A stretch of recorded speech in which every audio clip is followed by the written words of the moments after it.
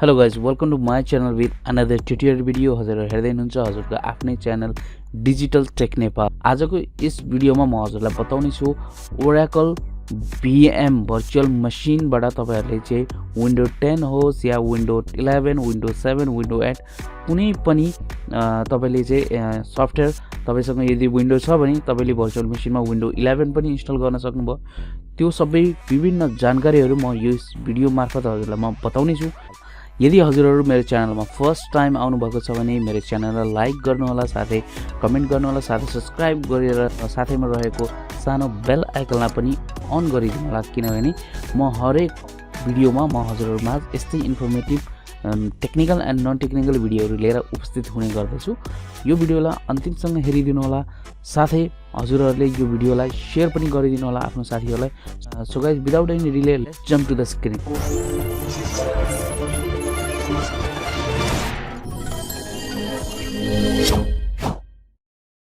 सबैभन्दा पहिला हजुरहरुले यो ओराकल भन्ने सफ्टवेयर तपाईले चाहिँ इन्स्टल गर्नुपर्ने हुन्छ। म हजुरलाई लिंक दिनेछु यो डिस्क्रिप्सनको तल, तपाईहरुले डाउनलोड गर्न सक्नुहुनेछ।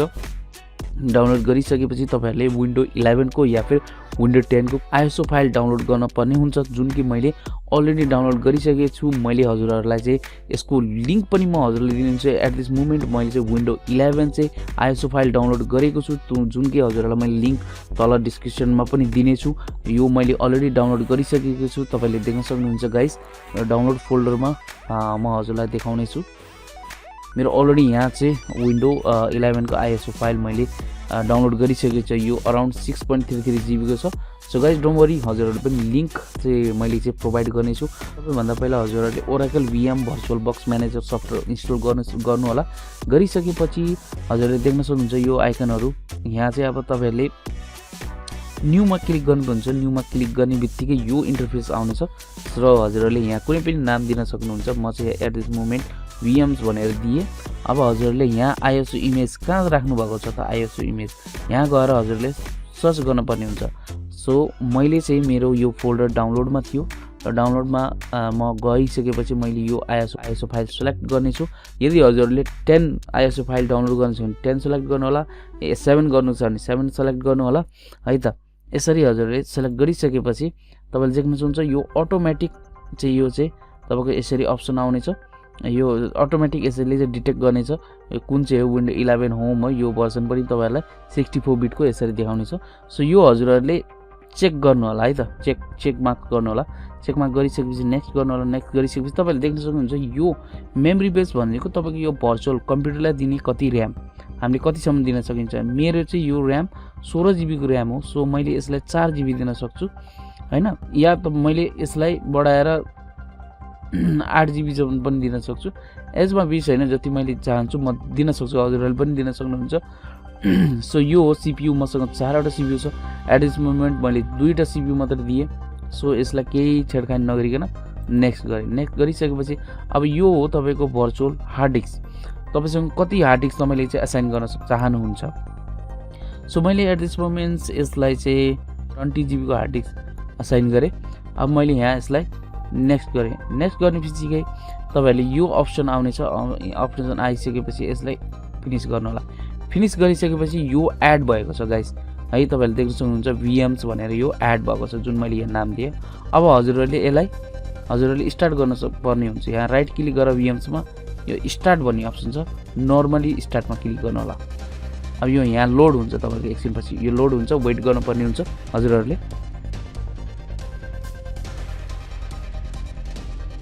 एकछिन वेट गर्नु होला।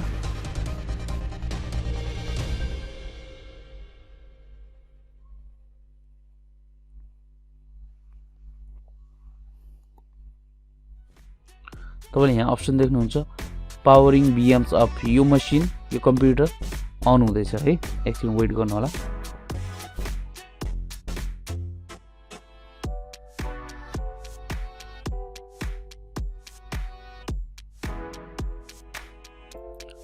सो गाइस, तपाईले देख्न सक्नुहुन्छ यो अन हुँदैछ, है। यसलाई क्लोज गरिदिनु होला। अब यहाँ यसलाई क्लिक गर्नु होला। Press any key boot from CD और DVD। प्रेस एनी की गर्नु होला।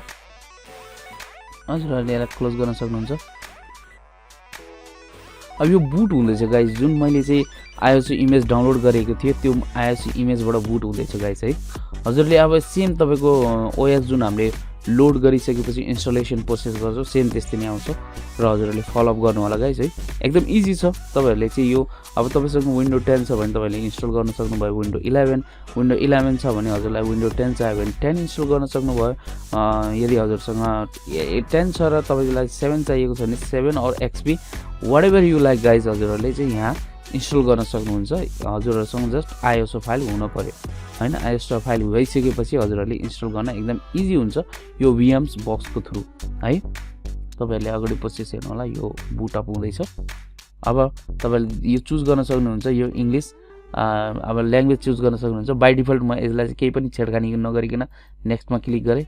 क्लिक गरेपछि इन्स्टल भन्ने अप्सनमा क्लिक गरेँ। अब यो सेटअप इज स्टार्टिङ भनेर यो आएको छ। अब यो सेटअप हुँदैछ। सो हजुरहरूले अब यो सेम OS इन्स्टल गरे जस्तै पीसीमा यो पनि तपाईँको भर्चुअल OS इन्स्टल हुँदैछ गाइस।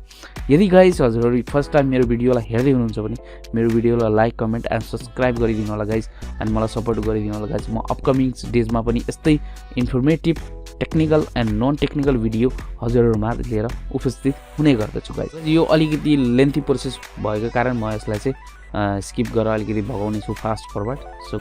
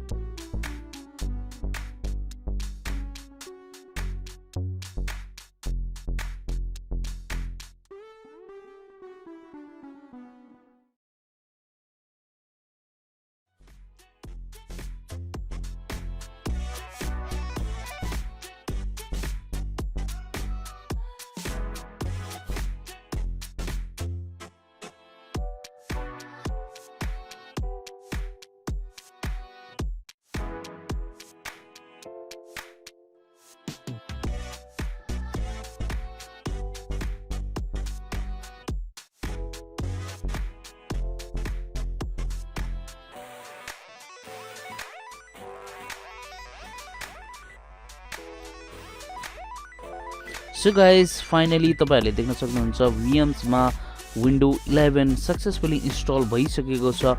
यसरी तपाईहरुले पनि window 10 7 whatever you like guys हजुरले इन्स्टल गर्न सक्नुहुनेछ।